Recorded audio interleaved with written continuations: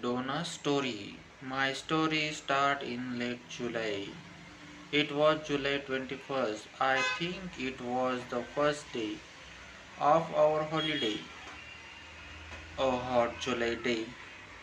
I stood in the sun and looked at the sea. It was 11 o'clock. In the morning, I was on the boat at Pastamouth with my mother and father and my sister, Louise. Seabirds played near our big boat and the small boat near us on the sea. I started to look at the people with us on our boat. They all watch the seabirds and talk and laughed. They were all happy on the first day of their holiday too. And suddenly there he was, this tall, quiet boy in a blue and white shirt. He was really good looking. I shall always remember the first time I saw him. He didn't see me then. He was with some friends. One of the boys was his brother. I think they had the same blue eyes, the same mouth and nose, nearly the same hair. His brother and one of the boy with him tried to catch the seabirds and he smiled at them. Then they come and stood near us and they talked about the small boats on the sea. I watched him over Louis say, here all the time.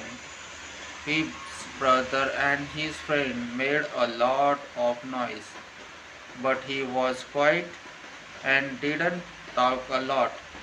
Then suddenly he looked at me and his eyes stared quietly on me. And he smiled his lovely smile with his shy blue eyes. The people near me on the boat, the sun, the sea, the birds, the noise of his friends' time. It all stopped at that moment. There was only him and me and him and his smile for me, only they two for us. Slowly, very slowly, the boat started to move away across the water to Spain.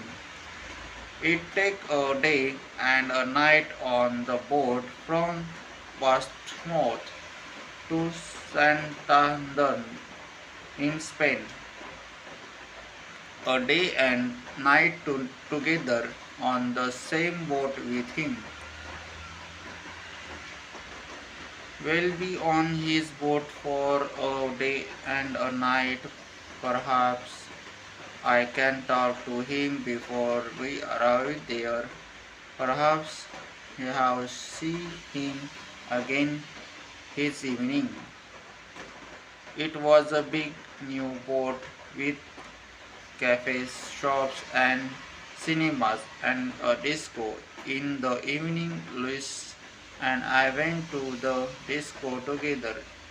We had a cook and listened to the music and watched the dancers, but he wasn't there.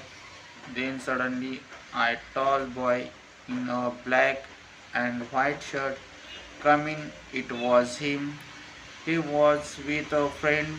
They stopped and looked slowly at all the people in the disco. It was dark in there and he stood and looked for a long time. He is looking for me. He was want to see me. There he was.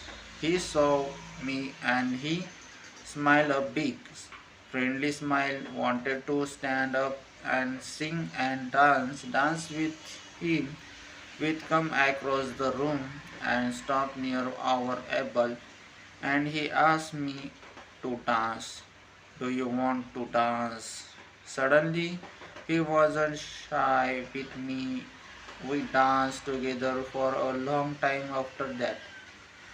But then I looked up and there was a second tall boy in a blue and white shirt at the door of the disco with some eyes and some mouth and nearly with same hair.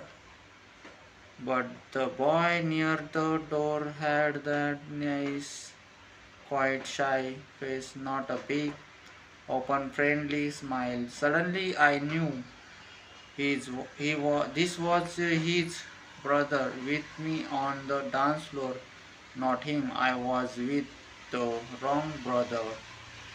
He stood for a moment near the door and watched me and his brother on the dance floor with sad eyes. I wanted to run to him to take his sad face in my hands and say sorry. He looked at me. Then he went out quickly. I stopped dancing, walked back to my table and sat down. His brother started to dance with Luis. I didn't sleep that night. I thought about him all the time and listened to the noise of the boat and the sea.